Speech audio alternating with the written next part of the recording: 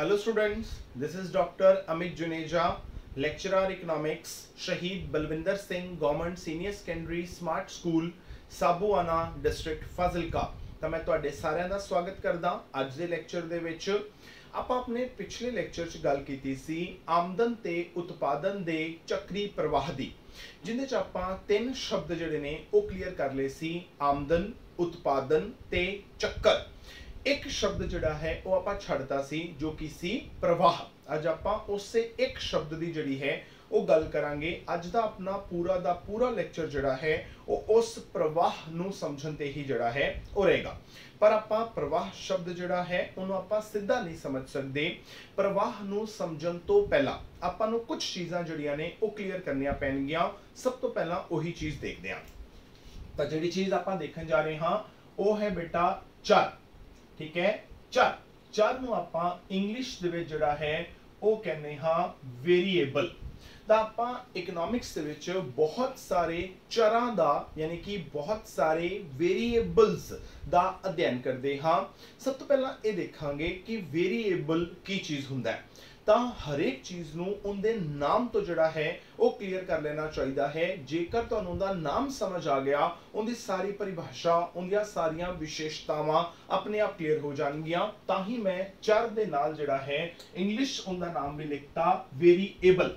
ਤਾਂ ਇਹਦੇ ਆਪਾਂ ਦੋ ਹਿੱਸੇ ਕਰ ਦਿੰਨੇ ਆ, ਵੇਰੀ ਤੇ ਏਬਲ। ਕਿਸੇ ਵੀ ਚੀਜ਼ ਦਾ ਵੇਰੀ ਕਰਨਾ, ਆਪਾਂ ਆਮ ਤੌਰ ਤੇ ਇੰਗਲਿਸ਼ ਵਿੱਚ ਇੱਕ ਵਰਡ ਯੂਜ਼ ਕਰਦੇ ਹਾਂ ਵੇਰੀ। एक होंदा है वेरी, VERY, एक होंदा है VARY। ये VARY सी तां पीछे एबल लगाया तो Y तो की कन्वर्ट हो गया I बन गया। तां वेरी करना दा मतलब होंदा है बदलना। ठीक है, तां वेरी की होएगा जदों भी कोई चीज बदलन योग है तां उन्होंने आपां कहांगे वेरी। एबल हुंदा है योग या काबिल। आपां कहने बंदा बड़ा काबिल है, बंदा बड़ा योग है, बंदा बड़ा एबल है। तां एबल दा मतलब की होया योग। यानी कि वेरीएबल की होणगे ऐजियां सारियां चीज़ां जिन्हां दा आपां इकोनॉमिक्स दे विच अध्ययन करदे हां। जे तां वो चीज़ां बदलन योग ने, मतलब जे तां वो चीज़ां बदल सकदियां ने तां उन्होंने आपां वेरीएबल कहांगे। जे वो चीज़ां नहीं बदल सकदियां तां उन्होंने आपां वेरीएबल नहीं कहांगे। ठीक हो गया। पर हुण जो मैं हुणे बोल रहा भी वेरीएबल की होणगे जिहड़ियां चीज़ां बदलन योग होणगियां। एम हाली मैं सिर्फ इंदा 50% जिहड़ा है वो सही बोल रहा, बाकी 50% जिहड़ा है वो हाली बाकी है। जिवें आपां एक एग्जांपल लैंदे आ, मान लो मेरे हाथ च एक मार्कर है, इहदी लंबाई सपोज करो कि 10 सेंटीमीटर है। मैं इहदी लंबाई नूं बदलना चाहता तां मैं की कीता, इस मार्कर नूं जिहड़ा है वो खिंचण दी कोशिश कीती। मैं अपनी तरफ तो पूरा जोर ला लिया पर मैं इहदी जिहड़ी लंबाई है उन्हों नहीं बदल पा रहा, क्योंकि ये जिहड़ा है मार्कर ये बिल्कुल भी खिंची नहीं रहा, ये बिल्कुल भी चेंज नहीं हो रहा। तो मैं कहूँगा इहदी लंबाई जिहड़ी है वो वेरीएबल नहीं हैगी, क्योंकि ये बदलन योग नहीं हैगी। ठीक हो गया। ਤਾਂ अगर आप एक आम आदमी को पूछिए कि वेरीएबल की हुंदा है, वो कहते हैं भी ऐजियां सारियां चीज़ां जिन्हां दा मुल बदल सकता है उन्होंने आपां वेरीएबल कहते हाँ। पर जिवें मैं क्या भी सिर्फ 50% सही है।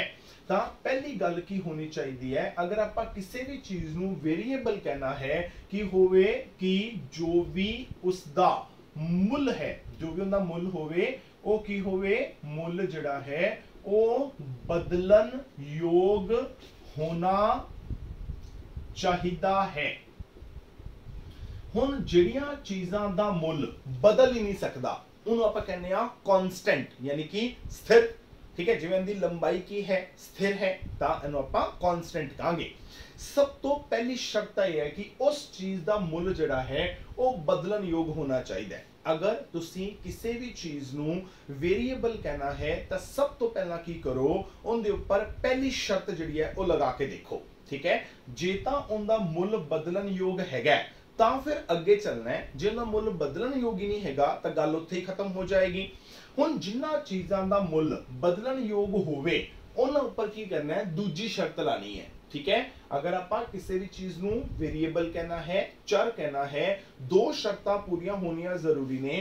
पर पहला पहली शर्त पूरी होवे, जे पहली पूरी होएगी ਤਾਂ ਦੂਜੀ लगानी है, जे पहली ही पूरी ना होई ਤਾਂ ਦੂਜੀ लगानी नहीं। ਤਾਂ ਹੁਣ ਦੂਜੀ ਸ਼ਰਤ ਕੀ ਕਹਿੰਦੀ ਹੈ ਕਿ ਜੋ ਵੀ ਮੁੱਲ ਦੇ ਵਿੱਚ ਬਦਲਾਵ ਆਵੇ, ਠੀਕ ਹੈ, ਮੁੱਲ ਦਾ ਬਦਲਾਵ ਜਿਹੜਾ ਹੈ ਉਹ ਕੀ ਹੋਣਾ ਚਾਹੀਦਾ ਹੈ, ਉਹ ਮਾਪਨਯੋਗ ਹੋਣਾ ਚਾਹੀਦਾ है। मतलब पहली गल तो यह कि मुल जिहड़ा है वो बदलना चाहिए। दूजी गल जो बदलाव आवे, ठीक है, उन्होंने आपां माप सकीए, ਅਸੀਂ ਇਹ ਦੱਸ ਸਕੀਏ ਵੀ ਇਹਦਾ ਮੁੱਲ ਜਿਹੜਾ ਹੈ ਉਹ ਇੰਨਾ ਬਦਲਿਆ। ਜੇਕਰ ਕੋਈ ਚੀਜ਼ ਐਜੀ ਹੈ ਜਿੰਦਾ ਮੁੱਲ ਬਦਲਦਾ ਰਿਹਾ ਪਰ ਜੋ ਬਦਲਾਵ ਆ ਰਿਹਾ ਹੈ ਆਪਾਂ ਨੂੰ ਮਾਪ ਨਹੀਂ ਸਕਦੇ ਤਾਂ ਫਿਰ ਆਪਾਂ ਨੂੰ ਵੇਰੀਏਬਲ ਨਹੀਂ ਕਵਾਂਗੇ। ਤਾਂ ਹੁਣ ਮੇਨ ਤੌਰ ਤੇ ਤਿੰਨ ਗੱਲਾਂ ਨਿਕਲ ਕੇ ਬਾਹਰ ਆਈਆਂ। पहली चीज भी एक ऐसी चीज होएगी जिंदा मुल्ल बदलेगा ही नहीं, यानी पहली ही शर्त पूरी नहीं होएगी, उन्हें आप कह देंगे कांस्टेंट यानी कि स्थिर। दूजी चीज़ां ऐजियां होणगियां भी पहली शर्त पूरी हो जाएगी, मुल्ल बदल सकता है पर उन्होंने आप माप नहीं सकते, उन्होंने आप कहांगे एट्रीब्यूट्स यानी कि विशेषतावां। तीजी चीज ऐसी होएगी जिंदा मुल्ल बदलेगा। नंबर दो, जो बदलाव होएगा आपां नूं माप भी सकांगे, उन्होंने आप कहांगे चर। ਹੁਣ ਜਿਹੜੇ ਪਹਿਲੇ ਕਾਂਸਟੈਂਟ ਨੇ ਉਹਨੂੰ ਤਾਂ ਆਪਾਂ ਪਹਿਲਾਂ ਹੀ ਬਾਹਰ ਕੱਢ ਦਿੱਤਾ। ਹੁਣ ਆਪਾਂ ਗੱਲ ਕਰਦੇ ਹਾਂ ਇਹਨਾਂ ਦੋਵਾਂ ਦੀ। ਸਪੋਜ਼ ਕਰੋ ਕਿ ਜਿਵੇਂ ਜਿਵੇਂ ਆਪਣੀ ਉਮਰ ਚੇਂਜ ਹੁੰਦੀ ਹੈ ਤਾਂ ਕੀ ਹੋਊਗਾ, ਆਪਣੇ ਵਾਲਾਂ ਦਾ ਰੰਗ ਜਿਹੜਾ ਉਹ ਬਦਲਦਾ ਹੈ। ਤਾਂ ਮੈਂ ਕਹਾਂ ਜਿਵੇਂ ਮੇਰੇ ਤੇ ਵਾਲ ਹੈ ਹੁਣ ਚਿੱਟੇ ਆਣੇ ਸ਼ੁਰੂ ਹੋ ਗਏ ਹੈ, ਤਾਂ ਮੈਂ ਕਹਾਂ ਕਿ ਮੇਰੇ ਵਾਲਾਂ ਦਾ ਰੰਗ ਕੀ ਹੋ ਰਿਹਾ ਹੈ, ਬਦਲਣਯੋਗ ਹੈ। ਪਰ ਹੁਣ ਮੇਰੇ ਕੋਲ ਕੋਈ ਇਹ ਪੁੱਛੇ ਕਿ ਵਾਲਾਂ ਦਾ ਰੰਗ ਕਿੰਨਾ ਬਦਲਿਆ ਤਾਂ ਮੈਂ ਕੀ ਦੱਸਾਂਗਾ। जो मेरे वालों के रंग च बदलाव आ रहा है मैं उन्हें दस नहीं सकता। मतलब पहली शर्त तो पूरी करेगा पर दूजी पूरी नहीं करेगा। मैं कहूँगा मेरे वालों का रंग की है वो एट्रीब्यूट है। जिमें जिमें अपनी उम्र वड्डी हुंदी है अपनी समझ जिहड़ी है वो वधदी है तो आप कहांगे कि आप समझदार होवांगे, अपनी इंटैलीजेंस बदलेगी। पर हुण ये पुछ लिया भी इंटैलीजेंस बदल तो सकती है पर कोई पूछे भी तुहाडी इंटैलीजेंस कितनी बदल रही है तो तुसीं दस ही नहीं पाओगे। तुसीं किन्ने समझदार हो रहे हो कि 5 लीटर के 5 मीटर के 5 क्विंटल के 5 किलो किवें मापोगे, माप ही नहीं सकते। तो उन्होंने भी आपां की कहांगे एट्रीब्यूट्स कहांगे। जिवें अपना मूड है, कई बार अपना मूड बड़ा चंगा हुंदा है, कई बार अपना मूड बड़ा माड़ा भी हो जाता है, यानी अपना मूड बदलता है। पहली शर्त पूरी कर गया पर अपना मूड किन्ना बदलिया, किन्ना चंगा किन्ना माड़ा हुण आपां नूं माप ही नहीं सकते। तो उन्होंने भी आपां एट्रीब्यूट कहांगे, उन्होंने आपां चर नहीं कहांगे क्योंकि वो पहली शर्त पूरी करते हैं पर दूजी पूरी नहीं करते। हुण होर एग्जाम्पल लैने आ, मैं कहां कि मेरा भार, हुण मेरा भार तो बदलदा है, हुण मेरा भार किन्ना बदलिया मैं उन्हें माप सकदा, मैं तो तोल लांगा भी लो जी पहला मेरा भार जिहड़ा है वो 75 किलो सी, हुण जिहड़ा 78 किलो हो गया तो 3 किलो वध गया, माप सकते हैं। मेरी आमदन बदलती रहती है, किन्नी बदली मैं माप सकदा। चीज़ां दी कीमत बाजार च बदलती रहती है, किन्नी बदलती है आपां माप सकते हाँ। ਤਾਂ ਇਹ ਉਹ ਸਾਰੀਆਂ ਚੀਜ਼ਾਂ ਨੇ ਜਿਨ੍ਹਾਂ ਨੂੰ ਆਪਾਂ ਮਾਪ ਵੀ ਸਕਦੇ ਹਾਂ ਤੇ ਜਿਨ੍ਹਾਂ ਦਾ ਮੁੱਲ ਬਦਲਦਾ ਵੀ ਹੈ। ਤਾਂ ਆਮਦਨ ਹੋ ਗਈ, ਆਪਣਾ ਕੱਦ ਹੋ ਗਿਆ, ਭਾਰ ਹੋ ਗਿਆ, ਵਸਤੂਆਂ ਦੀ ਕੀਮਤ ਹੋ ਗਈ, ਸਰਕਾਰ ਜਿੰਨੇ ਟੈਕਸ ਲਾਂਦੀ ਹੈ ਉਹ ਮਾਪ ਸਕਦੇ ਹਾਂ, ਬਦਲਦੇ ਵੀ ਰਹਿੰਦੇ ਨੇ। ਫਿਰ ਬੈਂਕ ਕਿੰਨੀਆਂ ਵਿਆਜਾਂ ਦਿੰਦੇ ਪਏ ਨੇ, ਬਦਲਦੀਆਂ ਰਹਿੰਦੀਆਂ ਨੇ, ਕਿੰਨੀਆਂ ਬਦਲੀਆਂ ਮਾਪ ਵੀ ਸਕਦੇ ਹਾਂ। ਤਾਂ ਇਹ ਕੀ ਹੁੰਦਾ ਹੈ, ਇਹ ਦੋਨੋਂ ਸ਼ਰਤਾਂ ਪੂਰੀਆਂ ਕਰਦੀਆਂ ਨੇ ਤਾਂ ਇਹਨਾਂ ਨੂੰ ਆਪਾਂ ਕੀ ਕਵਾਂਗੇ, ਵੇਰੀਏਬਲ ਕਵਾਂਗੇ। ਤਾਂ ਵੇਰੀਏਬਲ ਕੀ ਹੋਣਗੇ, ਦੋ ਸ਼ਰਤਾਂ ਪੂਰੀਆਂ ਕਰਨ, ਪਹਿਲਾ ਕੀ ਹੋਵੇ ਬਦਲਣ, ਨੰਬਰ 2 ਬਦਲਾਵ ਨੂੰ ਆਪਾਂ ਮਾਪ ਵੀ ਸਕੀਏ। ਠੀਕ ਹੋ ਗਿਆ ਜੀ। ਤਾਂ ਹੁਣ ਚਰ ਦਾ ਮੀਨਿੰਗ ਜਿਹੜਾ ਹੈ ਉਹ ਕਲੀਅਰ ਹੋ ਜਾਣਾ ਚਾਹੀਦਾ ਹੈ। ਹੁਣ ਆਪਾਂ ਇਕਨੋਮਿਕਸ ਦੇ ਵਿੱਚ ਜਿੰਨੇ ਵੀ ਵੇਰੀਏਬਲ ਜਾਂ ਚਰ ਪੜ੍ਹਦੇ ਹਾਂ ਆਪਾਂ ਕਿਹਾ ਕਿ ਚਰ ਉਹ ਹੋਣਗੇ ਜਿੰਦਾ ਮੁੱਲ ਮਾਪ ਸਕੀਏ। ਹੁਣ ਜਿਹੜਾ ਆਪਣਾ ਅਗਲਾ ਕੁਐਸਚਨ ਹੈ ਉਹ ਐਸੇ ਚੀਜ਼ ਤੋਂ ਉੱਠਦਾ ਹੈ ਵੀ ਜੋ ਆਪਾਂ ਮਾਪ ਕਰਨਾ ਹੈ ਉਹ ਆਪਾਂ ਕਰਨਾ ਕਦੋਂ ਹੈ। ਉਸ ਹਿਸਾਬ ਤੇ ਜਿਹੜੇ ਚਰ ਨੇ ਉਹ ਦੋ ਤਰ੍ਹਾਂ ਦੇ ਹੁੰਦੇ ਨੇ। ਇੱਕ ਹੁੰਦੇ ਨੇ ਉਹਨੂੰ ਆਪਾਂ ਕਹਿੰਦੇ ਆ ਸਟਾਕ ਚਰ, ਇੱਕ ਹੁੰਦੇ ਨੇ ਹੁਣ ਉਹਨੂੰ ਆਪਾਂ ਕਹਿੰਦੇ ਹਾਂ ਪ੍ਰਵਾਹ ਚਰ। ਹੁਣ ਤੁਹਾਨੂੰ ਪ੍ਰਵਾਹ ਵਰਡ ਜਿਹੜਾ ਇੱਥੇ ਨਜ਼ਰ ਆ ਗਿਆ, ਠੀਕ ਹੈ ਜੀ। ਇਹ ਉਹੀ ਪ੍ਰਵਾਹ ਹੈ ਜਿਹੜਾ ਆਪਾਂ ਆਪਣੇ ਪਿਛਲੇ ਲੈਕਚਰ 'ਚ ਛੱਡਿਆ ਸੀ। ਅੱਜ ਇਹਨੂੰ ਸਮਝਦੇ ਆ ਇਹ ਕੀ ਚੀਜ਼ ਹੁੰਦਾ। ਤਾਂ ਹੁਣ ਦੇਖੋ ਪਹਿਲੀ ਗੱਲ ਤਾਂ ਮੈਂ ਕਿਹਾ ਇਹ ਵੀ ਚਰ ਨੇ ਤਾਂ ਇਹ ਵੀ ਚਰ ਨੇ, ਹੈਗੇ ਤਾਂ ਚਰ ਨੇ। ਜੇ ਚਰ ਹੈਗੇ ਨੇ ਤਾਂ ਮੁੱਲ ਦੋਨਾਂ ਦਾ ਬਦਲੇਗਾ। ਨੰਬਰ 2 ਆਪਾਂ ਦੋਨਾਂ ਦੇ ਮੁੱਲ ਨੂੰ ਮਾਪ ਵੀ ਸਕਦੇ ਹਾਂ। ਹੁਣ ਆਪਾਂ ਮਾਪ ਕਰਨਾ ਕਦੋਂ ਹੈ ਉਹ ਸਮਝਦੇ ਹਾਂ। ਜਿਹੜੇ ਸਟਾਕ ਚਰ ਨੇ ਇਹਨਾਂ ਦਾ ਜਿਹੜਾ ਮਾਪ ਹੈ ਉਹ ਹੁੰਦਾ ਹੈ ਸਮੇਂ ਦੇ ਇੱਕ ਬਿੰਦੂ ਤੇ। ਦੇਖੋ ਸਮੇਂ ਦਾ ਇੱਕ ਬਿੰਦੂ, ਬਿੰਦੂ मतलब आ रहा, आ एक बिंदु है, इस बिंदु ते इहदा माप करना है। जिवें अगर मैं कहां कि हुण 3:35 ते 43 सेकंड होए ने तां इस समय दा एक बिंदु है। जदों स्टॉक चरां दा माप करांगे तां इन्हां दा माप समय दे एक बिंदु ते करांगे, यानी कि हुणे, यानी कि 3:35 ते 43 सेकंड ते इहदा माप होएगा। ਜਿਹੜੇ ਪ੍ਰਵਾਹ ਚਰ ਨੇ ਇਹਨਾਂ ਦਾ ਮਾਪ ਜਿਹੜਾ ਹੈ ਇਹ ਸਮੇਂ ਦੇ ਇੱਕ ਬਿੰਦੂ ਤੇ ਨਹੀਂ ਬਲਕਿ ਸਮੇਂ ਦੀ ਇੱਕ ਅਵਧੀ ਵਿੱਚ ਹੁੰਦਾ। ਠੀਕ ਹੈ, ਸਮੇਂ ਦੀ ਇੱਕ ਅਵਧੀ ਦਾ ਮਤਲਬ ਕੀ ਹੈ? ਅਵਧੀ ਕੀ ਹੁੰਦਾ ਹੈ? ਟਾਈਮ ਪੀਰੀਅਡ, ਮਤਲਬ ਇੰਨੇ ਵਜੇ ਤੋਂ ਲੈ ਕੇ ਇੰਨੇ ਵਜੇ ਤੱਕ। ਮਤਲਬ ਜੇ ਮੈਂ ਕਹਾਂ ਵੀ ਇੱਥੇ ਵਜੇ ਨੇ ਸ਼ਾਮ ਦੇ 3 ਤੇ ਇੱਥੇ ਵਜੇ ਨੇ ਸ਼ਾਮ ਦੇ 4, ਤਾਂ ਜਿਹੜਾ ਸ਼ਾਮ ਦੇ ਪੂਰੇ 3 ਵਜੇ ਨੇ 3:00:00, ਠੀਕ ਹੈ, 3:0:0 ਅਗਰ ਮੈਂ ਉਹਦੀ ਗੱਲ ਕਰਾਂ ਤਾਂ ਉਹ ਆਪਣੇ ਆਪ ਚ ਇੱਕ ਬਿੰਦੂ ਹੋਏਗਾ। ਮੈਂ ਕਹਾਂ ਹੁਣ ਸ਼ਾਮ ਦੇ 4 ਵਜੇ ਨੇ ਤਾਂ ਕੀ ਹੋਏਗਾ? 4:0:0 ਉਹ ਵੀ ਕੀ ਹੋਏਗਾ? ਉਹ ਵੀ ਆਪਣੇ ਆਪ ਚ ਇੱਕ ਸਮੇਂ ਦਾ ਬਿੰਦੂ ਹੋਏਗਾ। ਹੁਣ ਜੇ ਤਾਂ ਮੈਂ ਕਿਸੇ ਵੀ ਚੀਜ਼ ਦਾ ਮਾਪ ਪੂਰੇ 3 ਵਜੇ ਕਰਦਾ ਪਿਆ ਉਹ ਵੀ ਬਿੰਦੂ ਹੈ, ਜੇ ਪੂਰੇ 4 ਵਜੇ ਕਰਦਾ ਪਿਆ ਉਹ ਵੀ ਇੱਕ ਬਿੰਦੂ ਹੈ, ਪਰ ਜੇ ਮੈਂ 3 ਤੇ 4 ਦੇ ਵਿਚਕਾਰ ਕਰਦਾ ਪਿਆ ਤਾਂ ਇਹ ਕੀ ਹੋ ਗਿਆ? ਇਸ ਸਮੇਂ ਦੀ ਇੱਕ ਅਵਧੀ ਹੋ ਗਈ। ਹੁਣ ਦੇਖੋ 3 ਵਜੇ ਤੋਂ ਲੈ ਕੇ 4 ਵਜੇ ਤਾਂ 1 ਘੰਟਾ ਹੋ ਗਿਆ।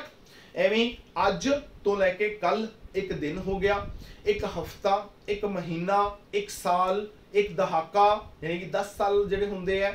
ਤਾਂ ਜਦੋਂ ਆਪਾਂ ਕਿਸੇ ਵੀ ਚੀਜ਼ਾਂ ਦਾ ਮਾਪ ਜਿਹੜਾ ਹੈ ਉਹ ਦੋ ਸਮਾਂ ਅਵਧੀਆਂ ਦੇ ਵਿਚਕਾਰ ਕਰਦੇ ਆ ਉਹਨੂੰ ਆਪਾਂ ਕੀ ਕਵਾਂਗੇ? ਪ੍ਰਵਾਹ ਚਰ ਕਵਾਂਗੇ। ਠੀਕ ਹੋ ਗਿਆ? ਦੇਖੋ ਹੈਗੇ ਦੋਨੋਂ ਹੀ ਚਰ ਨੇ, ਫਰਕ ਸਿਰਫ ਇੰਨਾ ਹੈ ਵੀ ਇਹਦਾ ਮਾਪ ਕਿਵੇਂ ਕਰਨਾ ਹੈ, ਉਸ ਗੱਲ ਤੇ ਆ ਕੇ ਫਰਕ ਪੈਦਾ ਹੋ ਜਾਂਦਾ ਹੈ। ਵੀ ਜਿਹੜੇ ਸਟਾਕ ਚਰ ਨੇ ਉਹਦਾ ਮਾਪ ਬਿਲਕੁਲ ਸਮੇਂ ਦੇ ਇੱਕ ਬਿੰਦੂ ਤੇ ਹੋਊਗਾ, ਜਿਹੜੇ ਪ੍ਰਵਾਹ ਚਰ ਨੇ ਉਹਨਾਂ ਦਾ ਜਿਹੜਾ ਮਾਪ ਹੈ ਉਹ ਦੋ ਸਮਾਂ ਅਵਧੀਆਂ ਦੇ ਦੌਰਾਨ ਹੋਏਗਾ, ਯਾਨੀ ਕਿ ਵਿਚਕਾਰ ਹੋਏਗਾ।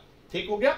ਹੁਣ ਆਪਾਂ ਕੀ ਕਰਨਾ ਹੈ? ਜਦੋਂ ਆਪਾਂ ਟੌਪਿਕ ਲਿਖਿਆ ਸੀ ਆਪਣਾ, ਆਪਾਂ ਲਿਖਿਆ ਸੀ ਆਮਦਨ ਤੇ ਉਤਪਾਦਨ ਦਾ ਚੱਕਰੀ ਪ੍ਰਵਾਹ, ਯਾਨੀ ਉਹ ਜਿਹੜਾ ਆਮਦਨ ਤੇ ਉਤਪਾਦਨ ਦਾ ਚੱਕਰ ਚੱਲੇਗਾ ਉਹਦੇ ਵਿੱਚ ਆਪਾਂ ਸਿਰਫ ਤੇ ਸਿਰਫ ਜਿਹੜੇ ਆਪਣੇ ਪ੍ਰਵਾਹ ਚਰ ਹੋਣਗੇ ਉਹਨਾਂ ਨੂੰ ਲੈ ਕੇ ਚੱਲਾਂਗੇ, ਕਿਉਂਕਿ ਆਪਾਂ ਨਾਮ ਹੀ ਬੋਲਿਆ ਆਮਦਨ ਤੇ ਉਤਪਾਦਨ ਦਾ ਚੱਕਰੀ ਪ੍ਰਵਾਹ। ਆਪਾਂ ਆਮਦਨ ਤੇ ਉਤਪਾਦਨ ਦਾ ਚੱਕਰੀ ਸਟਾਕ ਤਾਂ ਬੋਲੇ ਨਹੀਂ, मतलब ਜਿਹੜੇ ਸਟਾਕ ਚਰ ਨੇ ਉਹਨਾਂ ਨੂੰ ਆਪਾਂ ਸ਼ਾਮਿਲ ਨਹੀਂ ਕਰਨਾ, ਜਿਹੜੇ ਪ੍ਰਵਾਹ ਚਰ ਨੇ ਸਿਰਫ ਉਹਨਾਂ ਨੂੰ ਹੀ ਸ਼ਾਮਿਲ ਕਰਨਾ ਹੈ। ਹੁਣ ਸਟਾਕ ਨੂੰ ਸ਼ਾਮਿਲ ਕਿਉਂ ਨਹੀਂ ਕਰਨਾ, ਪ੍ਰਵਾਹ ਨੂੰ ਸ਼ਾਮਿਲ ਕਿਉਂ ਕਰਨਾ ਹੈ, ਇਹਦਾ ਆਨਸਰ ਥੋੜੀ ਦੇਰ ਬਾਅਦ ਆਪਣੇ ਆਪ ਆ ਜਾਏਗਾ, ਉਹ ਚੀਜ਼ ਤੁਹਾਨੂੰ ਕਲੀਅਰ ਹੋ ਜਾਏਗੀ। ਤਾਂ ਹੁਣ ਆਪਣੇ ਵਾਸਤੇ ਇਹ ਜਾਨਣਾ ਜ਼ਰੂਰੀ ਹੋ ਜਾਂਦਾ ਹੈ ਵੀ ਐਕਚੁਅਲੀ ਸਟਾਕ ਚਰ ਕਿਹੜੇ-ਕਿਹੜੇ ਨੇ ਤੇ ਪ੍ਰਵਾਹ ਚਰ ਕਿਹੜੇ-ਕਿਹੜੇ ਨੇ, ਕਿਉਂਕਿ ਜਿੰਨੀ ਦੇਰ ਤੱਕ ਆਪਾਂ ਨੂੰ ਇਹ ਨਹੀਂ ਪਤਾ ਲੱਗੇਗਾ ਵੀ ਸਟਾਕ ਚਰ ਕਿਹੜੇ ਨੇ, ਪ੍ਰਵਾਹ ਚਰ ਕਿਹੜੇ ਨੇ, ਤਾਂ ਫਿਰ ਆਪਾਂ ਕਿਵੇਂ ਡਿਸਾਈਡ ਕਰਾਂਗੇ ਵੀ ਕਿਹਨੂੰ ਆਪਾਂ ਆਮਦਨ ਤੇ ਉਤਪਾਦਨ ਦੇ ਚੱਕਰੀ ਪ੍ਰਵਾਹ ਵਿੱਚ ਲੈਣਾ ਹੈ ਤੇ ਕਿਹਨੂੰ ਆਪਾਂ ਨਹੀਂ ਲੈਣਾ। ਠੀਕ ਹੈ, ਕਿਉਂਕਿ ਜਿਹੜੇ ਤਾਂ ਸਟਾਕ ਨੇ ਉਹਨਾਂ ਨੂੰ ਤਾਂ ਆਪਾਂ ਨਹੀਂ ਲੈਣਾ, ਜਿਹੜੇ ਪ੍ਰਵਾਹ ਨੇ ਉਹਨਾਂ ਨੂੰ ਆਪਾਂ ਲੈਣਾ ਹੈ, ਤਾਂ ਆਪਾਂ ਇਹੀ ਚੀਜ਼ਾਂ ਜਿਹੜੀਆਂ ਨੇ ਉਹ ਦੇਖਾਂਗੇ। ਕਲੀਅਰ? ਤਾਂ ਸਭ ਤੋਂ ਪਹਿਲਾਂ ਜੋ ਆਪਾਂ ਗੱਲ ਕਰਨ ਜਾ ਰਹੇ ਹਾਂ ਉਹ ਨੇ ਆਪਣੇ ਸਟਾਕ ਚਰ। ਇਹ ਅਜਿਹੇ ਚਰ ਹੋਣਗੇ ਜਿਨ੍ਹਾਂ ਦਾ ਮਾਪ ਸਮੇਂ ਦੇ ਇੱਕ ਬਿੰਦੂ ਤੇ ਹੋਏਗਾ। ਦੂਜੀ ਗੱਲ, ਇਹਨਾਂ ਨੂੰ ਆਮਦਨ ਤੇ ਉਤਪਾਦਨ ਦੇ ਚੱਕਰੀ ਪ੍ਰਵਾਹ ਦੇ ਵਿੱਚ ਸ਼ਾਮਿਲ ਨਹੀਂ ਕਰਨਾ। ਮਤਲਬ ਹੁਣ ਮੈਂ ਜਿੰਨੀਆਂ ਚੀਜ਼ਾਂ ਤੇ ਲਿਖਾਂਗਾ, ਜਦੋਂ ਵੀ ਆਮਦਨ ਤੇ ਉਤਪਾਦਨ ਦਾ ਚੱਕਰੀ ਪ੍ਰਵਾਹ ਬਣਾਉਣਾ ਹੈ, ਚਾਹੇ ਉਹ 2 ਖੇਤਰੀ ਅਰਥ ਵਿਵਸਥਾ ਹੈ, 3 ਖੇਤਰੀ ਹੈ, 4 ਖੇਤਰੀ ਹੈ, ਇਹਨਾਂ ਵਿੱਚੋਂ ਕਿਸੇ ਵੀ ਚੀਜ਼ ਨੂੰ ਉਹਦੇ ਵਿੱਚ ਸ਼ਾਮਿਲ ਨਹੀਂ ਕਰਨਾ। ਇਹ ਆਪਾਂ ਇਹਦੀ ਸਿੱਧੀ ਪਹਿਚਾਨ ਰੱਖਾਂਗੇ। ਤਾਂ ਸਟਾਕ ਚਰਾਂ ਦੇ ਵਿੱਚ ਜਿਹੜਾ ਪਹਿਲਾ ਚਰ ਆਂਦਾ ਹੈ ਉਹਨੂੰ ਆਪਾਂ ਕਹਿੰਦੇ ਹਾਂ ਮੁਦਰਾ ਦੀ ਪੂਰਤੀ। ਮੁਦਰਾ ਦੀ ਪੂਰਤੀ ਕੀ ਚੀਜ਼ ਹੈ? ਸਭ ਤੋਂ ਪਹਿਲਾਂ ਆਪਾਂ ਦੇਖਦੇ ਹਾਂ ਮੁਦਰਾ। ਮੁਦਰਾ यानी कि पैसा। पूर्ति होना, पूर्ति हुंदा है किसी भी चीज का बाजार दे विच आना। जिवें मैं कहां कि आ मार्कर बाजार च मिले तो किवें मिले, क्योंकि इहदा जिहड़ा उत्पादक सी उन्हें ये मार्कर बना के बाजार दे विच भेजे, तो मैं कहूँगा उत्पादक ने मार्कर दी पूर्ति की। तो मार्कर दी पूर्ति कौन करेगा? जिहड़ा मार्कर नू बनाएगा, जिहड़ा मार्कर दा उत्पादक होएगा वही इहदी पूर्ति करेगा। एवें ही की होया, मुद्रा दी पूर्ति हुई, यानी कि पैसे दी पूर्ति हुई। हुण पैसे दी पूर्ति कौन करेगा? जिहड़ा पैसा बनाएगा, जिहड़ा पैसा छापेगा। हुण इंडिया दे विच पैसा कौन छापदा है? हुण ये ना कहा जे कि इंडिया च पैसा भारतीय रिजर्व बैंक छापदा है। तुसीं अद्धे सही हो ते अद्धे गलत हो, क्योंकि इंडिया दे विच जिहड़ा पैसा है उन्होंने दो तरह दी संस्थावां छापदियां ने, जिन्हां चों एक संस्था भारतीय रिजर्व बैंक है। लेकिन दो छापदी हैं, उनके चों एक भारतीय रिजर्व बैंक है, दूजा कौन है? दूजा है भारत सरकार। ये दोनों मिल के जिहड़े ने ये सारी मुद्रा छापदे ने ते फिर उनकी पूर्ति करते हैं। जिवें अगर आप चेक करना है भी केड़ी चीज या केड़ा पैसा भारतीय रिजर्व बैंक छापदा है ते केड़ा पैसा भारत सरकार छापदी है, हुणे पता लग जूगा। अगर तुहाडी पॉकेट दे विच कोई नोट है तो कोई मर्जी नोट निकाल लो, चॉइस तुहाडी है। 2 रुपए का, 5 रुपए का, 10 रुपए, 20 रुपए, 50 रुपए, 100 रुपए, 200 रुपए, 500 रुपए, 2000 रुपए का नोट निकाल लो। हुण सारियां दे उपर ध्यान नाल देखो की लिखिया होया है। उत्ते लिखिया है भारतीय रिजर्व बैंक ते थल्ले जिहड़े साइन कीते हुए ने ओने गवर्नर जिहड़ा है भारतीय रिजर्व बैंक दा उन्हां दे, मतलब ये 2 रुपए, 5 रुपए, 10 रुपए, 20 रुपए, 50 रुपए, 100 रुपए, 200 रुपए, 500 रुपए, 2000 रुपए दा नोट किने छापिया? भारतीय रिजर्व बैंक ने छापिया। थल्ले गवर्नर ऑफ आरबीआई ने की कीता? साइन करते। हुण अगर तुहाडी जेब दे विच अगर 1 रुपए दा नोट है तो वो चेक करो, उनके उपर तुहानू भारतीय रिजर्व बैंक नजर नहीं आएगा, उत्थे लिखिया होएगा भारत सरकार। ते थल्ले जिहड़े साइन होणगे वो गवर्नर ऑफ आरबीआई दे नहीं होणगे, बल्कि अपनी सरकार दे वित्त सचिव यानी कि फाइनेंस सैकटरी दे साइन होणगे। क्यों? हुण भारतीय रिजर्व बैंक के गवर्नर ये कहते हैं भी जो 1 रुपए का नोट असी छापिया ही नहीं तो मैं साइन क्यों करा? तो 1 रुपए के नोट ते क्योंकि भारत सरकार लिखिया होया है तो उन्होंने कौन छापदा है? उन्होंने भारत सरकार छापदी है। हुण तुसी अपनी पॉकेट चो कोई सिक्का निकालो, 50 पैसे का, 1 रुपए का, 2 रुपए का, 5 रुपए का, 10 रुपए का, किसी भी सिक्के ते भारतीय रिजर्व बैंक नहीं लिखा होया, सारे सिक्कियां ते भारत सरकार लिखा होया, ठीक है, या भारत लिखा होया। तो सिक्के भी कौन छापदा है? भारत सरकार। तो जिन्ने भी सिक्के ने 50 पैसे, 1 रुपए, 2 रुपए, 5 रुपए, 10 रुपए ते 1 रुपए का नोट कौन छापेगा? वो छापेगी भारत सरकार। ते 2 रुपए के नोट तो लैके ऊपर वाले जिन्ने भी नोट है वो सारे कौन छापदा है? रिजर्व बैंक ऑफ इंडिया, यानी कि मुद्रा दी पूर्ति करने वाले दो लोग ने। तो हुण की होया, भारत सरकार ने सपोज करो कि 500 करोड़ के सिक्के ते 1 रुपए के नोट छापते ते भेजते। एवें ही जिहड़ा भारतीय रिजर्व बैंक है उन्हें 1000 करोड़ रुपए दे 2 रुपए, 5 रुपए, 10 रुपए, 100, 200, 500 के नोट छाप के भेजते। तो हुण एक ने भेजे 500 करोड़ दे, एक ने भेजे 1000 करोड़ दे, दोनों ने किन्ने भेजे? 1500 करोड़ दे। मैं कहूँगा मुद्रा दी पूर्ति कितनी हुई? 1500 करोड़। तो ओ मुद्रा दी पूर्ति नूं जदों भी मापिया जाएगा समय दे एक बिंदु ते मापिया जाएगा तो आपां कहांगे कि मुद्रा दी पूर्ति जिहड़ी है वो अपने आप दे विच एक स्ट्रक्चर है, क्योंकि जदों भी अपने देश विच मुद्रा दी पूर्ति दा माप हुंदा है वो हमेशा समय दे एक बिंदु ते हुंदा है। इस करके मुद्रा दी पूर्ति नूं एक स्ट्रक्चर दे तौर ते आपां जानदे हां। दूसरा जिहड़ा स्ट्रक्चर है उन्होंने आपां कहने आ जायदाद। जिहड़ी अपनी जायदाद हुंदी है, मान लो मैं कहां कि मेरे पापा ने मेरे नाम ते किन्ने मकान, किन्ने दुकानां, किन्नियां जमीनां लगाइयां, वो की है? ਉਹ ਮੇਰੇ ਪਾਪਾ ਨੇ ਮੇਰੇ ਨਾਮ ਤੇ ਕੀ ਕੀਤੀ ਹੈ, ਜਾਇਦਾਦ ਦਿੱਤੀ ਹੈ। ਤਾਂ ਜਦੋਂ ਵੀ ਆਪਾਂ ਉਸ ਜਾਇਦਾਦ ਦਾ ਮਾਪ ਕਰਨਾ ਹੈ, ਉਸ ਜਾਇਦਾਦ ਦਾ ਮਾਪ ਵੀ ਜਿਹੜਾ ਹੈ ਉਸ ਸਮੇਂ ਦੇ ਇੱਕ ਬਿੰਦੂ ਤੇ ਕੀਤਾ ਜਾਂਦਾ ਹੈ ਵੀ ਅੱਜ ਦੀ ਤਰੀਕ ਦੇ ਵਿੱਚ ਹੁਣੇ ਮੇਰੇ ਨਾਮ ਤੇ ਕਿੰਨੇ ਮਕਾਨ, ਕਿੰਨੀਆਂ ਦੁਕਾਨਾਂ, ਕਿੰਨੀਆਂ ਜ਼ਮੀਨਾਂ ਬੋਲਦੀਆਂ ਨੇ, ਉਹ ਵੀ ਕੀ ਹੈ, ਇੱਕ ਸਟਰਕਚਰ ਹੈ। ਤਾਂ ਜਿਹੜੀ ਜਾਇਦਾਦ ਹੈ ਕਿਉਂਕਿ ਉਹਦਾ ਮਾਪ ਵੀ ਸਮੇਂ ਦੇ ਇੱਕ ਬਿੰਦੂ ਤੇ ਕੀਤਾ ਜਾਂਦਾ ਹੈ, ਇਸ ਕਰਕੇ ਜਾਇਦਾਦ ਵੀ ਜਿਹੜਾ ਹੈ ਉਹ ਇੱਕ ਸਟਰਕਚਰ ਹੈ।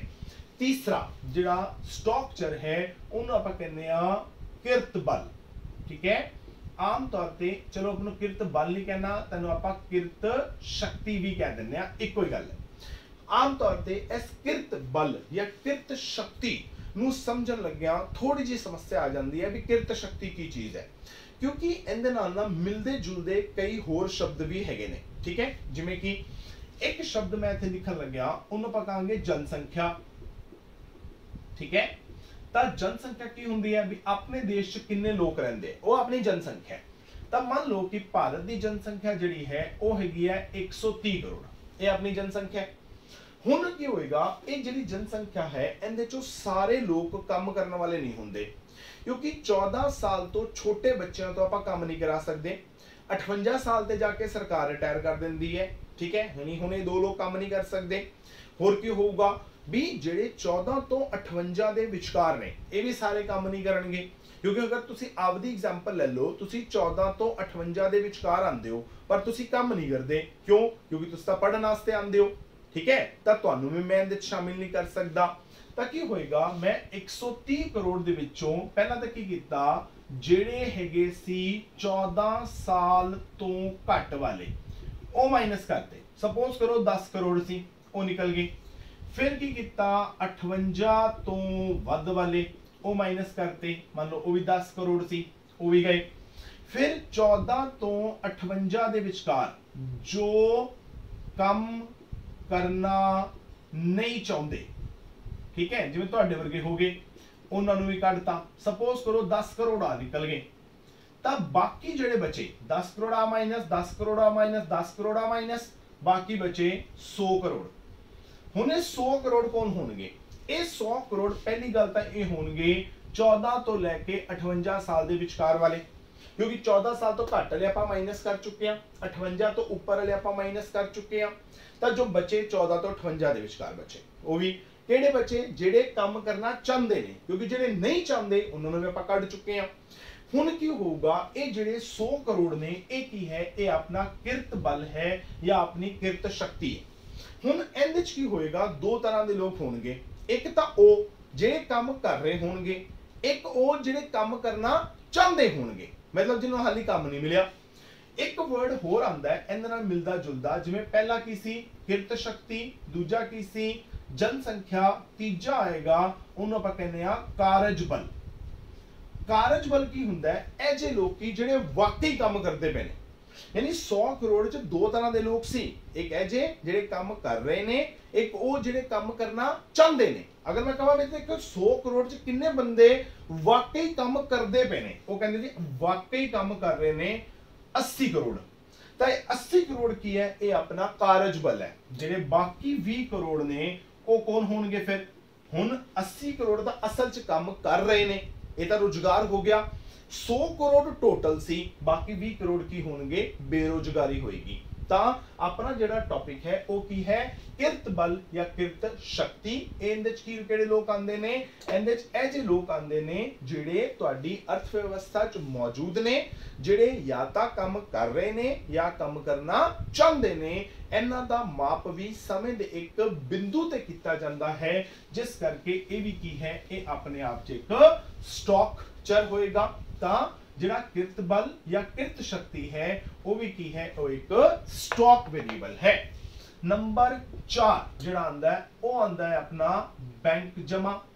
ये भी आपां गल कर चुके हां कि बैंक जमा की होणगे भी मेरे बैंक खाते दे विच अज हुणे, ठीक है जी। अगर मैं कहां कि हुण 3:45 ਤੇ 22 ਸੈਕਿੰਡ ਹੋਏ ਨੇ। 3:45 ਤੇ 22 ਸੈਕਿੰਡ ਦੇ ਉੱਪਰ ਮੇਰੇ ਬੈਂਕ ਖਾਤੇ 'ਚ ਕਿੰਨੇ ਪੈਸੇ ਪਏ ਨੇ, ਉਹ ਕੀ ਹੈ, ਉਹ ਇੱਕ ਸਟਰਕਚਰ ਹੋਏਗਾ। ਜਦੋਂ ਵੀ ਆਪਾਂ ਆਪਣੇ ਬੈਂਕ ਜਮਾ ਦਾ ਮਾਪ ਕਰਦੇ ਹਾਂ ਤਾਂ ਬੈਂਕ ਜਮਾ ਦਾ ਮਾਪ ਹਮੇਸ਼ਾ ਸਮੇਂ ਦੇ ਇੱਕ ਬਿੰਦੂ ਤੇ ਕੀਤਾ ਜਾਂਦਾ ਹੈ। ਦੇਖੋ ਹੁਣ ਇਹ ਇਕਨੋमिक्स ਦੇ रूल्स ਨੇ, ठीक है, यानी ये जो चीज़ा मैं लिख रहा इन्हां सारियां दा माप आपां समय दे एक बिंदु ते करदे हां, जिस करके इन्हां सारियां चीज़ां नूं आपां आमदन ते उत्पादन दे चक्री प्रवाह दे विच शामिल नहीं करना। ठीक हो गया।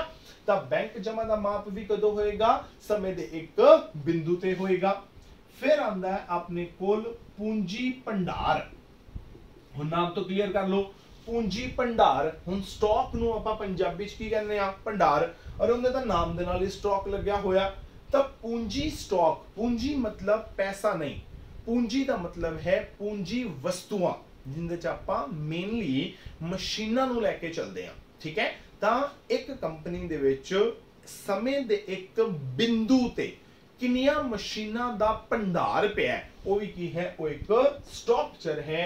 जिवें कि अगर मैं कहां कि मेरी एक कंपनी है, उस कंपनी दे विच अज हुणे ठीक है, तां मेरे कोल टोटल 10 मशीनां लगियां होईयां ने। एक मशीन जिहड़ी है 1 लाख रुपए दी है, तो मैं कहांगा कि मेरी कंपनी दे विच टोटल 10 लाख रुपए दा की है, पूंजी भंडार जिहड़ा है वो मौजूद है। ठीक हो गया। तो पूंजी भंडार यानी कि पूंजी वस्तुआं दा भंडार, यानी कि मशीनां दा किन्ना भंडार पिया है, वो भी की है, एक स्टॉकचर है। उनका माप भी समय दे एक बिंदु ते कीता जाएगा। फिर अगर आप आम जिंदगी की एग्जांपल लीए तो आप कह सकते हाँ कि टैंकी विच रखिया पानी। हुण आपां की करदे हां, आपां अपने घरां दे विच सवेरे मोटर चलाई, मोटर चला के आप टैंकी भर ली पानी दी। आप की कहांगे, आप क्या सी पानी का भंडार किया, पानी नूं टैंकी दे विच स्टोर किया। तो वो जिहड़ा पानी तुहाडी टैंकी दे विच पिया है, वो की कीता है, उस पानी दा स्टॉक किया होया है, तो वो भी की है, एक स्टॉकचर होएगा। इनदा माप भी समय दे एक बिंदु ते ही होएगा। फिर क्योंकि मैं फाजिलका रहना तो मैं फाजिलका दी एग्जांपल ले लेना, तुसीं आदे शहर दी या पिंड दी एग्जांपल ले लिया जी, तो मैं लिखना फाजिलका अते मोहाली विचकार दूरी, यानी कि फाजिलका ते मोहाली दे विचकार कितनी दूरी है, वो भी की है, स्टॉक है। हुण मैं ये थोड़ी कहांगा कि 1 जनवरी तो लैके ते 31 जनवरी दे विचकार जिहड़ा है, हुण समय दे 2 अवधियां हो गईयां ना जिहदे आपां प्रवाह चर मापदे हां। मैं थोड़ी कहूँगा कि 1 जनवरी तो लैके 31 जनवरी तक चंडीगढ़ ते फाजिलका दे विचकार जिहड़ी दूरी सी वो 350 किलोमीटर सी। अरे वो तो 350 किलोमीटर ही रहनी है। हुण ये थोड़ी है भी रोज रोज दूरी जिहड़ी है चेंज हो जानी है, भी 1 तरीक नूं दूरी 350 किलोमीटर सी, 5 दिन बाद चले गए तो दूरी 5 किलोमीटर घट गई, होर हफ्ते बाद चले गए तो दूरी जिहड़ी है 10 किलोमीटर वध गई। एवें तां होना नहीं। ਤਾਂ ਦੋ ਥਾਵਾਂ ਦੇ ਵਿਚਕਾਰ ਜਦੋਂ ਵੀ ਆਪਾਂ ਦੂਰੀ ਮਾਪਦੇ ਆ, ਉਹ ਦੂਰੀ ਵੀ ਆਪਾਂ ਇੱਕ ਸਮੇਂ ਦੇ ਬਿੰਦੂ ਤੇ ਮਾਪਾਂਗੇ, ਉਹ ਵੀ ਕੀ ਹੋਏਗਾ, ਸਟਰਕਚਰ ਜਿਹੜਾ ਹੈ ਉਹ ਹੋ ਜਾਏਗਾ। ਹੁਣ ਇਹ ਤਾਂ ਸੀ ਸਾਰੇ ਸਟਰਕਚਰ। ठीक है, मैं ये नहीं कहता कि इस तो इलावा नहीं हो सकते। जिवें जिवें आपां अगे वधांगे, मैं जस्ट एग्जांपल दित्तियां ने तुहानूं भी ये स्टॉकचर ने। अगर किसी भी चीज़ नूं तुसीं देखना है भी ये स्टॉक है कि ये प्रवाह है, सीधी निशानी है, चेक कर लो भी उनका माप जिहड़ा है वो समय के एक बिंदु ते करदे पए हो कि समय की एक अवधि दे विच करदे पए हो, वो तो क्लीयर हो जाऊगा। हुण आपां गल करदे हां प्रवाह चरां दी, यानी प्रवाह चर वो चर होंगे जिन्हां दा माप आपां समय दे एक अवधि दे दौरान करांगे, यानी इन्ने समय तो लैके इन्ने समय तक। हुण वो समा 1 घंटा भी हो सकता है, 1 दिन भी हो सकता है, 1 हफ्ता भी हो सकता है, 1 महीना भी हो सकता है, 1 साल भी हो सकता है, 10 साल भी हो सकते हैं, 100 साल भी हो सकते हैं। तो एक समय की अवधि आ जानी चाहिए। हुण उहदे विच की है, हुण कुछ नवे नहीं है, ऊपर वाले तो ही चकूंगा। देखो मुद्रा दी पूर्ति स्टॉक सी, पर उस मुद्रा दी पूर्ति विच जो बदलाव होएगा, ता उस मुद्रा दी पूर्ति च होने वाला बदलाव वो की है, वो एक प्रवाह है। जिवें सपोज करो कि आपां क्या भी अज ਦੀ ਤਰੀਕ ਦੇ ਵਿੱਚ ਹੁਣੇ ਰਿਜ਼ਰਵ ਬੈਂਕ ਨੇ ਤੇ ਭਾਰਤ ਸਰਕਾਰ ਨੇ ਕੀ ਕੀਤਾ ਜੀ 1500 ਕਰੋੜ ਦੇ ਸਿੱਕੇ ਤੇ ਨੋਟ ਛਾਪ ਕੇ ਭੇਜਤੇ। ਉਹ ਸਟਾਕ ਹੈ ਅਗਲੇ ਹਫਤੇ ਐਸੇ ਦਿਨ ਐਸੇ ਸਮੇਂ ਫਿਰ ਮਾਪਿਆ, ਉਦੋਂ ਮੰਨ ਲਓ 1700 ਕਰੋੜ ਨਿਕਲਿਆ, यानी एक हफ्ते दे दौरान मुद्रा दी पूर्ति 200 करोड़ वध गई। अज मापिया 1500 करोड़ पिया सी, अगले हफ्ते मापिया तो 1700 करोड़ पिया, यानी जो हुणे मापदा पिया वो भी स्टॉक है, जो अगले हफ्ते हुणे मापूंगा वो भी स्टॉक है, पर एक हफ्ते दे दौरान वो जिहड़ा स्टॉक है वो 1500 करोड़ तो बदल के 1700 करोड़ हो गया। जिहड़ा 1700 करोड़ ते 1500 करोड़ दा जिहड़ा बदलाव है 200 करोड़ वो कदों आया, वो एक हफ्ते दे दौरान आया। तो एक हफ्ता की होगी समा अवधि होगी, तो मैं कहूंगा कि मुद्रा दी पूर्ति दा स्टॉक है, पर मुद्रा दी पूर्ति जो बदलाव होएगा वो समय दी एक अवधि दे दौरान होएगा, तो उन्होंने आपां की कहांगे प्रवाह चर जिहड़ा है वो कह देंगे। नंबर 2 आपां कहते जिहड़ी जायदाद है वो स्टॉक है, पर जिहड़ी अपनी आमदन है, ठीक है, मैं हुणे एक शब्द होर लिखूंगा इहदे नाल, ठीक है, आमदन जिहड़ी है वो प्रवाह है। जिवें अगर मैं अपनी एग्जांपल ला तो जो मैनू आमदन मिलती है वो मैनू मिलती है पूरा एक महीना काम करन तो बाद, यानी हर एक तरीक नू, तो पूरा एक महीना वो तो की हो गया, उस समय की एक अवधि होगी। तो आमदन समय की एक अवधि दे विच काम करन तो बाद मिलती है, तो वो की है, वो अपने आप दे विच एक प्रवाह चर है, ठीक है। तो इस तरह मैं आमदन नाल की ले लेना खर्च, जिहड़ा खर्चा है वो भी एक प्रवाह है, क्योंकि मैनू एक तरीक नू आमदन होगी, हुण जिहड़ी अगली आमदन होनी है वो अगली एक तरीक नू होनी है, यानी मैनू फिर एक महीना काम करना पऊगा। तो मैनू ये पता है भी जो अगली आमदन होनी है वो अगली एक तरीक नू होनी है। मैं अपना खर्चा जिहड़ा है, जो भी मैनू तनख्वाह मिली है, मैं पूरा एक महीना उन्हें अपना खर्चा चलाना है, तो खर्चा भी क्या होगा, पूरे महीने के दौरान होएगा। तो पूरा महीना क्यों हो गया, समय की एक अवधि होगी, तो खर्चा भी की है वो भी एक प्रवाह चर है। तुसीं एक मजदूर नूं लैके आंदा, सवेरे 8 बजे तुहाडे घरे आ गया, शाम नूं 5 बजे तक उन्हें काम किया, तुसीं नूं 500 रुपए दिहाड़ी देती। हुण सवेरे 8 बजे तो लैके शामी 5 बजे की हो गया, समय की एक अवधि होगी, कितने घंटे हो गए, 8 तो लैके 5 बजे 9 घंटे हो गए। तो 9 घंटे दौरान उन्होंने आमदन मिली है, जो उन्हें 9 घंटे काम किया उस तो बाद आमदन हुई, तो वो आमदन की है एक प्रवाह चर जिहड़ा है वो होएगा, ठीक है। फिर इनू देख लेने आ, बैंक जमा स्टॉक सी तां पर उस बैंक जमा ते जिहड़ी ब्याज मिलती है वो प्रवाह है, क्योंकि ये तो है नहीं कि आप बैंक में पैसे जमा कराए नाल दे नाल आपां नूं ब्याज मिलेगी, एवें थोड़ी होऊगा। ब्याज किवें मिलती है, वो कहते ब्याज जिहड़ी है वो मिलेगी 3 महीनों बाद या 6 महीनों बाद या साल बाद। यानी अज तुसीं बैंक च पैसे जमा कराते, बैंक वाले ने तुहानूं कहा भी जिहड़ी ब्याज है वो है 10% सालाना, सालाना मतलब साल दी, एक साल वो की हो गया, समा अवधि होगी। तां की होगा, आज तुसीं 1000 रुपए जमा कराए, 10% दी ब्याज है, यानी एक साल बाद कितने मिलणगे, 1100 रुपए मिलणगे। तो जो 1100 मिलणगे एक साल दे बाद मिलणगे। जिहड़ी 100 रुपए ब्याज मिली है वो साल दी ब्याज है, साल पूरा अपने आप दे एक समा अवधि है। तो जो ब्याज मिलेगी वो उनका माप आपां समय दी एक अवधि दे दौरान करांगे, तो की होएगा, प्रवाह चर होएगा। एवं मुद्रा दी पूर्ति जिहड़ी है वो स्टॉक सी, मुद्रा दी पूर्ति च बदलाव प्रवाह सी। एवं ही पूंजी भंडार स्टॉक सी, पर जिहड़ा उस पूंजी भंडार विच बदलाव आएगा, जिहड़ा पूंजी भंडार विच बदलाव है उन्होंने आपां सिंपल भाषा च कहने आ निवेश, ठीक है। जिहड़ा निवेश है वो की चीज है, वो एक प्रवाह चर है। देखो निवेश किवें मापदे ने, निवेश की हुंदा है, किसी काम दे विच पैसा लाना, ठीक है। हुण की होएगा, सपोज करो कि मैं कहां कि 2018 दे विच मेरी कंपनी विच पूंजी भंडार पिया सी 30 लाख रुपए दा, ठीक है। तो 2019 दे विच जिहड़ा पूंजी भंडार है वो हो गया मान लो 45 लाख रुपए दा, यानी एक साल दे दौरान पूंजी भंडार दे विच कितना बदलाव आया, 15 लाख रुपए दा। ਤਾਂ ਸੋਚੋ ਜਿਹੜਾ ਬਦਲਾਵ ਆਇਆ ਉਹ ਕਿੰਨੀ ਦੇਰ ਚ ਆਇਆ, ਉਹ ਆਇਆ 1 ਸਾਲ ਦੇ ਦੌਰਾਨ। 1 ਸਾਲ ਆਪਣੇ ਆਪ ਚ ਕੀ ਹੈ, ਇੱਕ ਸਮਾਂ ਅਵਧि ਹੈ। ਤਾਂ ਜੋ ਪੂੰਜੀ ਭੰਡਾਰ ਚ ਬਦਲਾਵ ਆਏਗਾ ਉਹ ਕੀ ਹੋਏਗਾ, ਪ੍ਰਵਾਹ ਚਰ ਹੋਏਗਾ। ਹੁਣ ਸੋਚੋ ਵੀ ਇਹ 2018 ਦੇ ਵਿੱਚ 30 ਲੱਖ ਤੋਂ 2019 ਦੇ ਵਿੱਚ 45 ਲੱਖ ਕਿਵੇਂ ਹੋ ਗਿਆ। ਅਗਰ ਇੱਕ ਮਸ਼ੀਨ 1 ਲੱਖ ਰੁਪਏ ਦੀ ਹੋਵੇ, ਇਹਦਾ ਮਤਲਬ ਪਹਿਲਾਂ 30 ਮਸ਼ੀਨਾਂ ਲੱਗੀਆਂ ਸੀ, ਹੁਣ 45 ਲੱਗੀਆਂ। ਹੁਣ 15 ਮਸ਼ੀਨਾਂ ਹੋਰ ਆਈਆਂ, ਯਾਨੀ 15 ਲੱਖ ਰੁਪਏ ਦਾ ਪੂੰਜੀ ਭੰਡਾਰ ਹੋਰ ਆਇਆ। ਇਹ ਕਿੱਥੋਂ ਆ ਗਿਆ? ਇਹ ਇਸ ਕਰਕੇ ਆਇਆ ਕਿਉਂਕਿ ਮੈਂ ਆਦੀ ਕੰਪਨੀ ਦੇ ਵਿੱਚ 15 ਲੱਖ ਰੁਪਏ ਲਾਏ, मतलब मैं की कीता, निवेश कीता। ਤਾਂ ਇਹ ਨਿਵੇਸ਼ ਜਿਹੜਾ ਹੈ ਇਹਨੂੰ ਆਪਾਂ ਕੀ ਕਵਾਂਗੇ, ਪ੍ਰਵਾਹ ਚਰ ਜਿਹੜਾ ਹੈ ਉਹ ਕਵਾਂਗੇ, ਕਿਉਂਕਿ ਜਦੋਂ ਵੀ ਨਿਵੇਸ਼ ਹੁੰਦਾ ਹੈ ਉਸ ਸਮੇਂ ਦੀ ਇੱਕ ਅਵਧੀ ਦੇ ਦੌਰਾਨ ਹੁੰਦਾ ਹੈ। ਤਾਂ ਜਿਹੜਾ ਨਿਵੇਸ਼ ਹੈ ਉਹਨੂੰ ਵੀ ਆਪਾਂ ਕੀ ਕਹਿੰਦੇ ਆ, ਇੱਕ ਪ੍ਰਵਾਹ ਚਰ ਜਿਹੜਾ ਹੈ ਉਹ ਕਹਿ ਦਿੰਦੇ ਆ।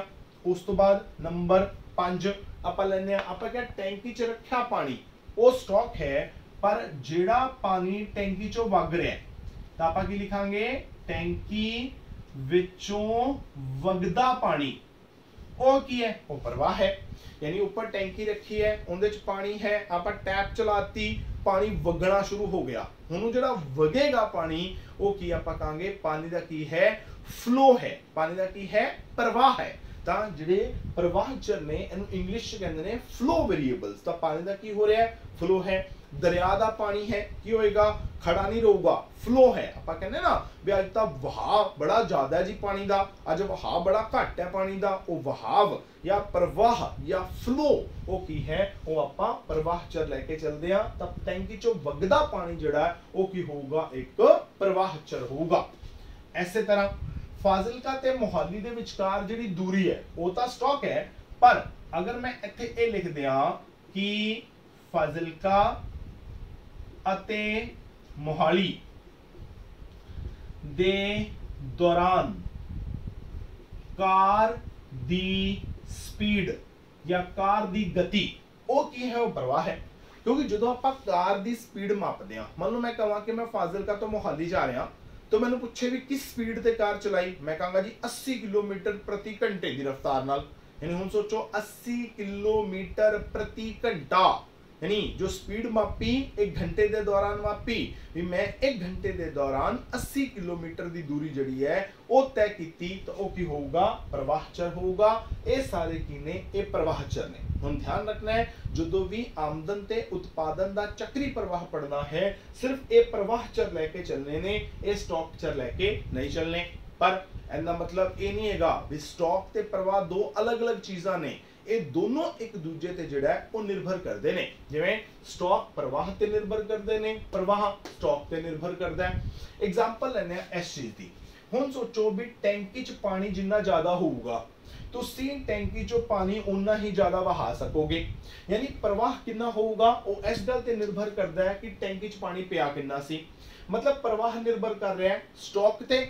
एवं उल्टा इनकी एग्जाम्पल लो भी सवेरे सवेरे मोटर चलाई तो पानी जिहड़ा है उहदा वहाव हो रहा है टैंकी दे अंदर। तो जिन्ना वहाव ज़्यादा कराओगे, मतलब जिन्नी देर तक मोटर ज़्यादा चलाओगे, पानी का भंडार उन्ना ही ज़्यादा होएगा। तो जिन्ना प्रवाह ज़्यादा होएगा, भंडार भी उन्ना ज़्यादा होएगा। तो स्टॉक प्रवाह ते, प्रवाह स्टॉक ते निर्भर करता है। देखो जिन्ने बैंक जमा ज़्यादा होणगे उन्नी ही आपां नूं ब्याज ज़्यादा मिलेगी। ठीक है, तो ब्याज कितनी मिलेगी, जिन्हें बैंक जमा होणगे, मतलब प्रवाह निर्भर कर रहा है स्टॉक ते। हुण जिन्नी ब्याज ज़्यादा मिली जाएगी उन्ने मेरे बैंक जमा वधी जाणगे। तां हुण स्टॉक निर्भर कर रहा है किंदे ते, प्रवाह ते। मेरी जिन्नी जायदाद होएगी, ठीक है, उन्नी ही मैनू आमदन ज़्यादा होएगी। जे मान लो मेरे मकान है, दुकान है, मैं किराए ते चढ़ाए हुए हैं, उत्थे मैनू आमदन हो रही है, तो जिन्नी जायदाद ज़्यादा उन्नी आमदन ज़्यादा। एवं उल्टा पकड़ो, जिन्नी मेरी आमदन ज़्यादा होएगी मैं उन्नी ही ज़्यादा जायदाद बनावांगा। यानी हुण प्रवाह जिहड़ा है वो प्रभावित कर रहा है इस चीज़ नूं, स्टॉक नूं। ठीक हो गया। ਤਾਂ ਦੋਨੋਂ ਤਰ੍ਹਾਂ ਦੇ ਚਰ ਜਿਹੜੇ ਨੇ ਉਹ ਇੱਕ ਦੂਜੇ ਤੇ ਨਿਰਭਰ ਕਰਦੇ ਨੇ। ਇਹ ਆਪਸ ਦੇ ਵਿੱਚ ਜਿਹੜਾ ਆਤਮ ਨਿਰਭਰ ਨਹੀਂ ਹੈਗੇ, ਇੰਡੀਪੈਂਡੈਂਟ ਨਹੀਂ ਹੈਗੇ, ਇੱਕ ਦੂਜੇ ਨੂੰ ਪ੍ਰਭਾਵਿਤ ਕਰਦੇ ਨੇ। ਬਸ ਫਰਕ ਇਹ ਹੈ ਕਿਉਂਕਿ ਜਿਹੜਾ ਆਪਣਾ ਟੌਪਿਕ ਹੈ ਉਹਦਾ ਨਾਮ ਹੈ ਆਮਦਨ ਤੇ ਉਤਪਾਦਨ ਦਾ ਚੱਕਰੀ ਪ੍ਰਵਾਹ, ਪਰ ਆਪਾਂ ਉਹਦੇ ਸਿਰਫ ਪ੍ਰਵਾਹ ਚਰ ਹੀ ਲੈ ਕੇ ਚੱਲਣੇ ਨੇ, ਸਟਾਕ ਚਰ ਲੈ ਕੇ ਨਹੀਂ ਚੱਲਣੇ। ਮਤਲਬ ਇਹਨਾਂ ਨੂੰ ਧਿਆਨ 'ਚ ਨਹੀਂ ਰੱਖਣਾ, ਸਿਰਫ ਇਹਨਾਂ ਨੂੰ ਹੀ ਜਿਹੜਾ ਹੈ ਉਹ ਧਿਆਨ 'ਚ ਰੱਖਣਾ ਹੈ। ਉਮੀਦ ਹੈ ਤੁਹਾਨੂੰ ਲੈਕਚਰ ਜਿਹੜਾ ਹੈ ਉਹ ਸਮਝ ਆ ਗਿਆ ਹੋਵੇਗਾ। ਕੋਈ ਡਾਊਟ ਹੋਵੇ ਤਾਂ ਉਹਨੂੰ ਜ਼ਰੂਰ ਕਲੀਅਰ ਕਰਿਆ ਜੇ। ਮਿਲਦੇ ਹਾਂ ਆਪਣੇ ਅਗਲੇ ਲੈਕਚਰ ਦੇ ਵਿੱਚ। Thank you very much.